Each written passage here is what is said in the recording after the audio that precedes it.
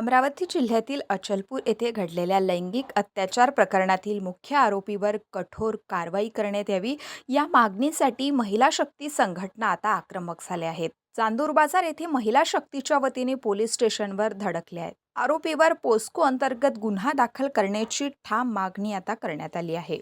अचलपूर येथील घटनेमध्ये संबंधित हॉटेल, लॉज आणि रूम मालकावरही गुन्हा दाखल करण्यात यावा असं निवेदनही पोलिसांना देण्यात आलंय।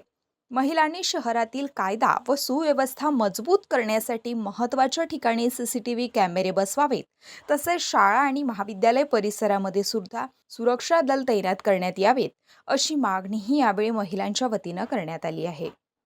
मी मनीष नांगलिया, नगराध्यक्ष चांदूर बाजार नगरीचे। आणि मी जे अचलपूर हे अशी घटना घडलेली आहे तिथे हे सगळं पाहून आम्हाला खूप जास्त हे झालेलं आहे।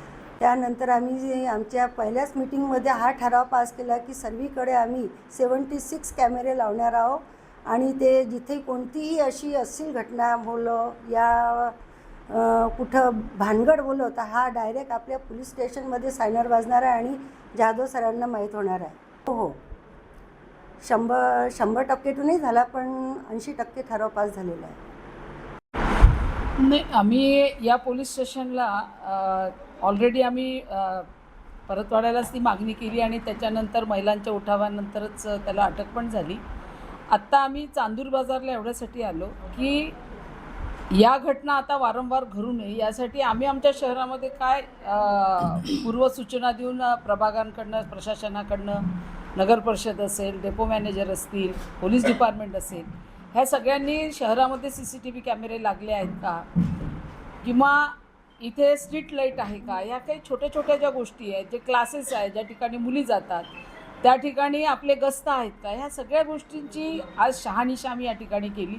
त्याच्यामध्ये नगराध्यक्षांनी सांगितलं की आम्ही आत्ता, एवढे दिवस नव्हते पण आत्ता आम्ही CCTV कॅमेऱ्यासाठी प्रस्ताव टाकला आहे। तेव्हा या काही उपाययोजना होत्या। डेपोमध्ये अनेक मुलींची छेडखानी होते पण तिथे CCTV कॅमेरे नाही। तेव्हा सर्व झाल्यानंतर मग आम्ही कांगावा करतो, त्याच्या आधी आमच्या काही उपाययोजना आहे। याच्यासाठी आज एक आमची जबाबदारी म्हणून माझ्यासोबत सीमाताई बोके त्या महाराष्ट्राच्या अध्यक्ष आहेत। आम्ही महाराष्ट्रावर सर्वजणी काम करतो पण आमच्या स्वतःच्या तालुक्यामध्ये काय परिस्थिती आहे यासाठी आम्ही कॉमन एका सर्व विषयावर मीटिंग लावलेली होती। त्याच्यामध्ये काही मुद्दे आमच्यासमोर आले, जे कलेक्टरांचे मुद्दे होते ते कलेक्टर साहेबांकडे देऊ, पालकमंत्री मोदयांचे मुद्दे त्यांना देऊ आणि त्यानंतर ह्या सगळ्या गोष्टींवर उपाययोजना करण्यासाठी आजची अतिशय महत्त्वपूर्ण बैठक आमची पोलीस डिपार्टमेंटसोबत झाली।